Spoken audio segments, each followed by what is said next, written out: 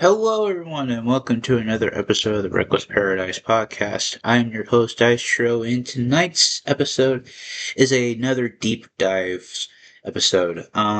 This one is over the illustrious career of Glenn Jacobs, aka Kane. It's gotta be Kane. Um, and also it is the last episode for the month of November. Um, we've been chugging right along with some of these episodes, and hopefully you guys have been along for the ride on a lot of these, which it's actually kind of cool to see. Um, so let me just kind of preface this now. uh, this one's kind of be kind of a shorter, sometimes maybe even longer. It depends on how far in depth I do want to go into some of these. Um, but let's just see how it goes. So Glenn Thomas Jacobs, was born on April 26, 1967, but he's also known for the ring name as Kane. He is an American politician, actor, and a professional wrestler. He rose to fame in WWE, where he holds the record for the most matches, including dark matches and house shows in WWE history. Jacobs is considered by many to be one of the greatest professional wrestlers of all time.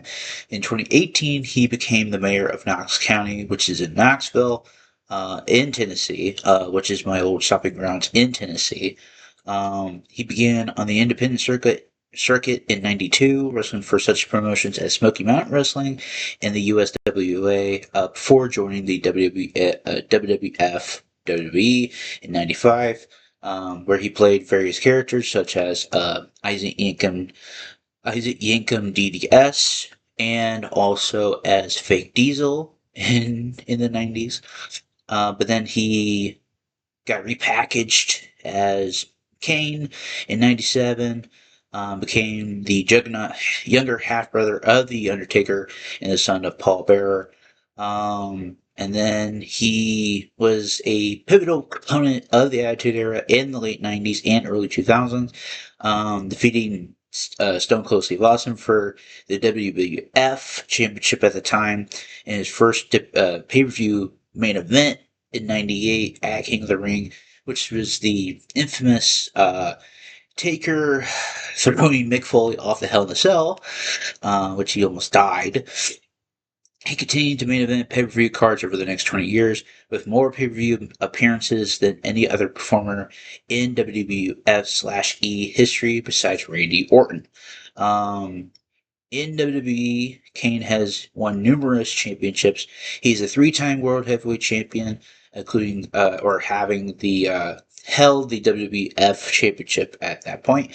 The ECW World Champion, a World Heavyweight Champion, once each. A 12-time World Tag Team Champion, having held the World Tag Team Championships, the WCW Tag Team Championships, and the WWE Tag Team Championships. And he is a Grand Slam champion as well. He also holds several records at the Royal Rumble, including the record for the most appearances in a Royal Rumble match at 20, the quickest elimination of another competitor at 1.9 seconds, which is the Santino Marella one, and the highest collective total eliminations at 46, a record held since the 2015 Royal Rumble match, and he was also inducted into the Hall of Fame 4 years ago, which is actually kind of cool. He does have a wife. They've been married since 1995, going on 30 years. Going on 30 years. That's actually kind of cool. Um, but not a lot of people do know that he was born in Spain, which is kind of crazy. Which, when you think about it, is like, huh, that's actually kind of cool. Actually, um, he did get a Bachelor of Arts uh, in Northeast Missouri State University, which he did play basketball, or he did play basketball and football, but he played it in high school as well. he earned a English literature degree at Northeast Missouri State University, where he did play both basketball and football, which that's actually kind of cool. It's funny because like when you think about like some of these big tall people, like like Big Show or Shaq, when you think about them, like it's like man, like can you imagine like if they didn't find wrestling, like would they still be playing to this day? Like would they be playing that sport or whatever? I mean, he kind of he kind of did for a little bit, um, but he suffered a knee injury in the 1990 season that limited him for several games on the football team. But he was also he was a center for the Bulldogs for their basketball program, and then he became a guard on the football team after his basketball career had expired.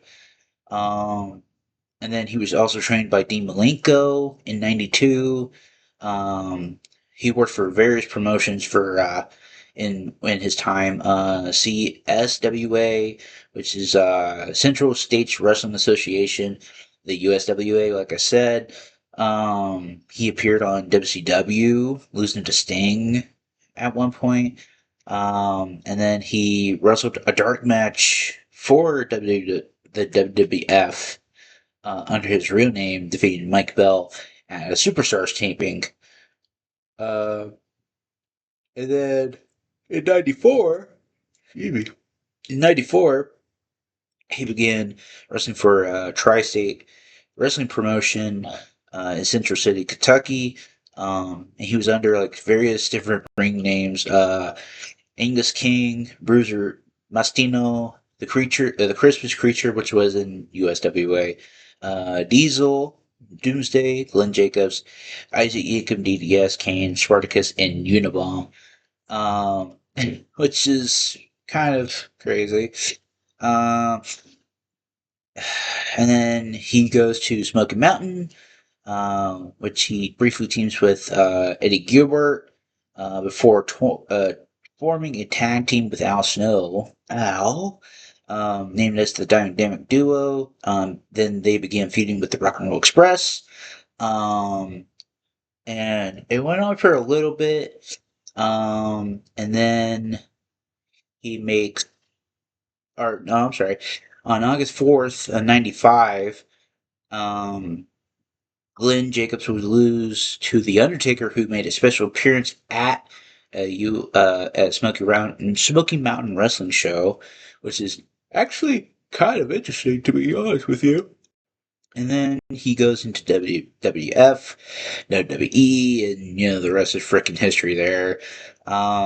He becomes Isaac Yankum, becomes Jerry Lawler's personal dentist, then becomes Diesel, and does the parody with Rick Bachner, and he was a Razor Ramon, and they were fake Diesel and fake Razor Ramon, which is crazy.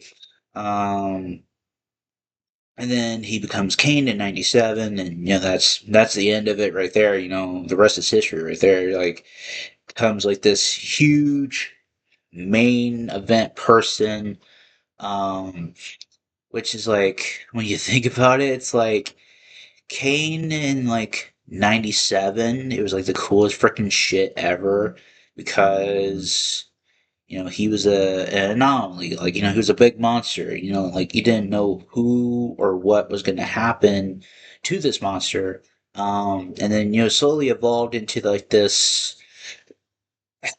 It kind of just evolved into this like person that was just like a regular person.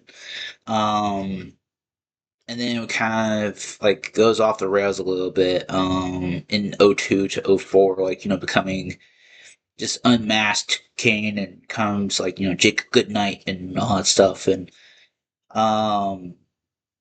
and then it just kind of goes off the rails for a little bit with him.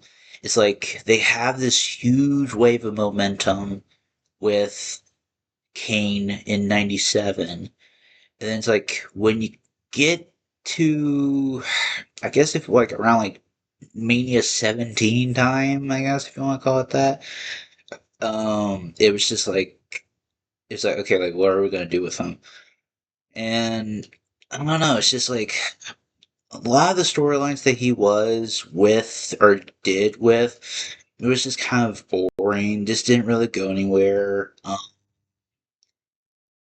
He has like he teams with like Big Show, does feuds with like Matt Hardy. He does the storyline with Lita sometime. And then he does like a Brothers of Destruction reunion thing. Then he feuds with Undertaker in like 2010, 2011, becomes ECW champion in the middle of that. And then it's like, it took them from 98 to, I think it was like Money in the Bank 2010. Uh, that like they gave him the belt and then they like just kind of just like, well, let's just see how you run with it. And like he holds it from like then till like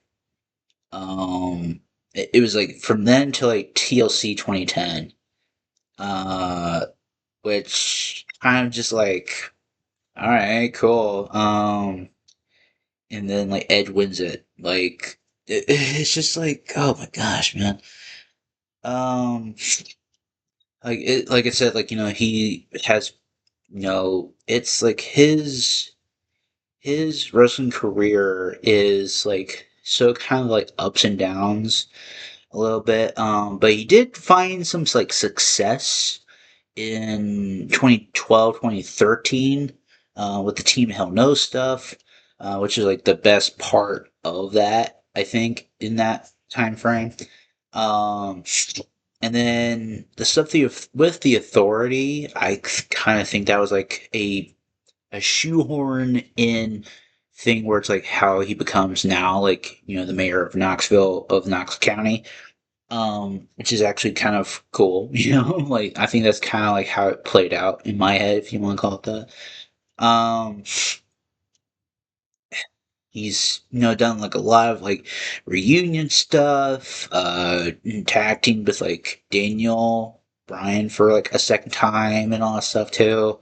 And like I said, like and he got inducted into the Hall of Fame, which is actually kind of cool. Which is like so. It's actually kind of interesting how he's gone from like from 92 till 97, like he was wrestling on like the independent circuit and like kind of trying to make ends meet and all that stuff.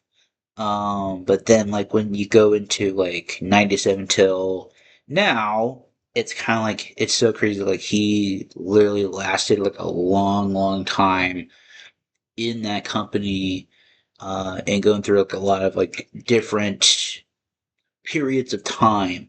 With the Attitude Era, the Ruthless Aggression Era, the I guess like PG era. Like kind of going into like modern day kind of era. Stuff like that. He's been through it all and he's like seen it all before his eyes, and it's like he's just been a team player and he's just kind of just like okay. um and he kind of like took the ball and just ran with it and just didn't look back or anything. um Outside of wrestling, he is also an insurance person, and he and his wife own a Allstate agency in Knoxville, Tennessee, which is actually kind of cool. I didn't really know that. That's actually kind of cool to see. Like he's an actual insurance person. Um, he made his film debut. He was in some movies and some TV shows and all stuff. Um, So the main one that I would say everybody would know is See No Evil. Came out in 2006 during the WWE Films era.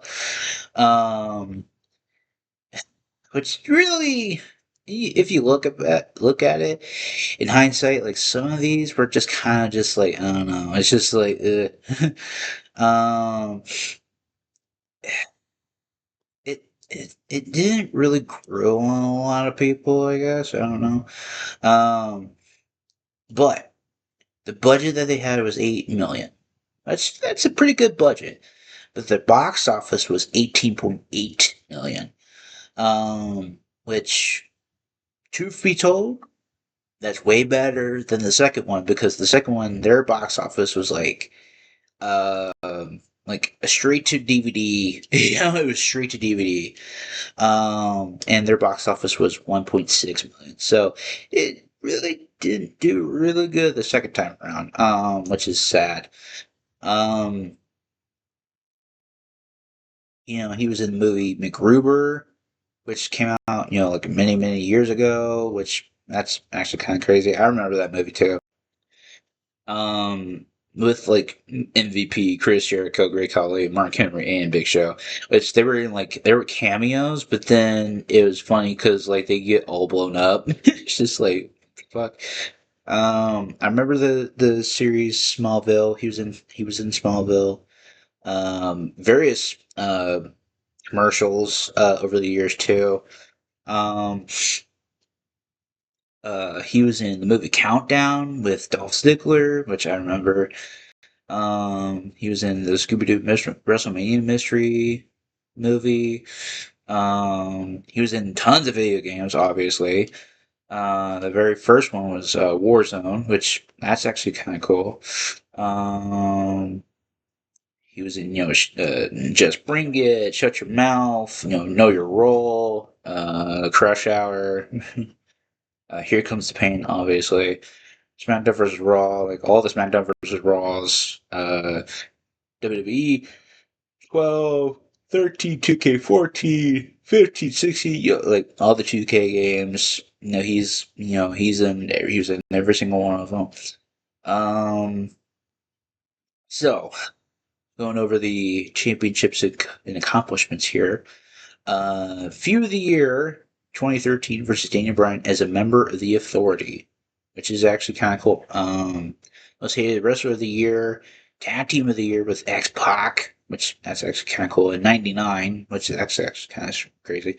Ranked number 4 in the top 500 singles wrestlers of the year in the PWI 500 in 2011.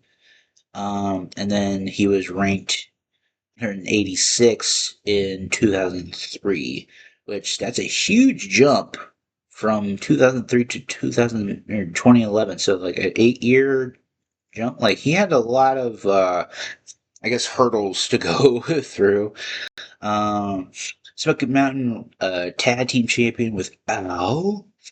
I want to see who's held a lot of these. The Heavenly Bodies, Rock and Roll Express. Lots of tag title changes between the Rock and Roll Express and the Heavenly Bodies. Like that's crazy. Um, the Bruise Brothers, which is Ron and Don Harris, which that's actually kind of cool. Chris Candido and Brian Lee.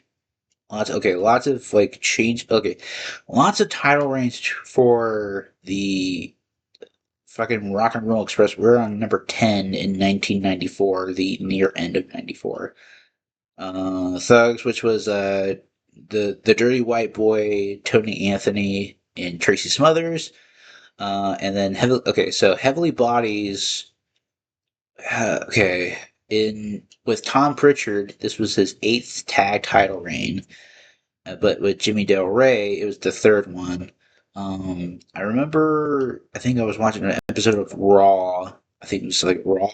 No, it was Raw, and it was they were doing like a Smoky Mountain like invasion angle with WWF at the time in '95. Um, and it just really didn't work out. The USWA heavyweight champion.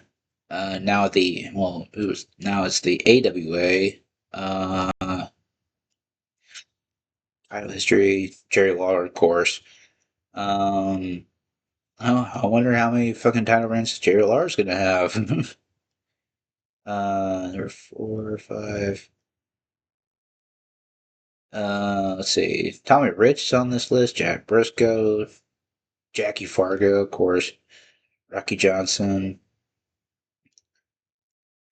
Lots of Jerry Lawler in this because like that was his territory, that was his promotion. Um, okay, so we're on number 19 for Jerry Lawler right now. Um, I think I think when yeah, because 70 not 79. Jesus, we're on 22 for Jerry Lawler right now. 23. Like I'm thinking like when he goes to WWF, like that's when he stops. Uh, which is like oh, okay, so it gets vacated in 87. Okay, the last title reign for Jerry the King Lawler was November 21st, 1987, at a show for the CWA.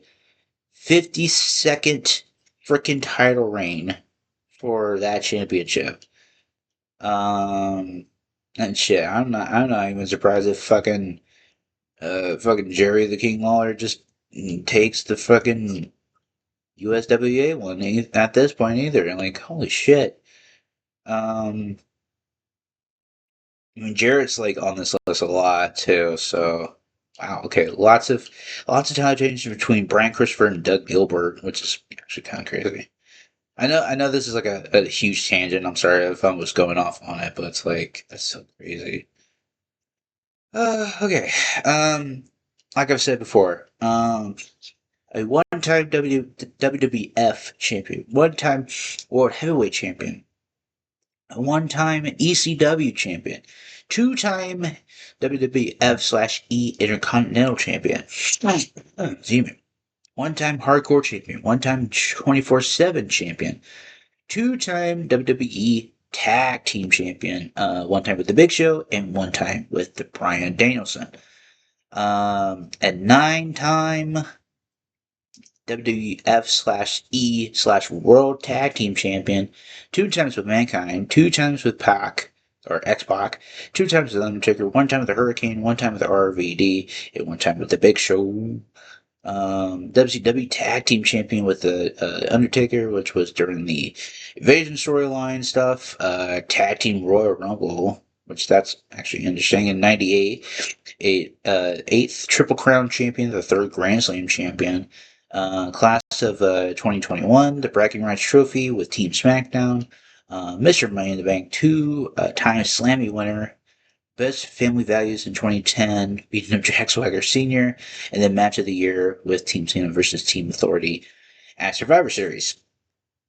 Wrestling Observer, the most disgusting promotional tactic in '96, the fake Diesel gimmick. And then again in 2002, being accused of murder in necrophilia by Triple H, the Katie Vick storyline. And then again in 2004, pregnancy/wedding/miscarriage angle with Lita. Need I say more? Most overrated in 2010, 2014, 2015. That's actually kind of fucking stupid. Um, and then lots of worst feuds of the year. One with Triple H makes sense. Shane McMahon makes sense. Matt Hardy and Lita makes sense. Big Daddy V makes sense. Rey Mysterio, okay. John Cena, Edge. Yeah, the John Cena one is the Embrace the Hate. 2013, The Authority versus Big Show. I'm like, yeah, I kind of figured that. Um, Worst worked match of the year, 2001, which was Kane and Undertaker versus Chronic at Unforgiven, which that match sucked. And then the worst worked match 17 years later in 2018 with Kane and Undertaker versus Triple H and Shawn Michaels at Crown Jewel, which nobody really wanted to fucking watch. And then he was in three like wager, like win or lose wager things.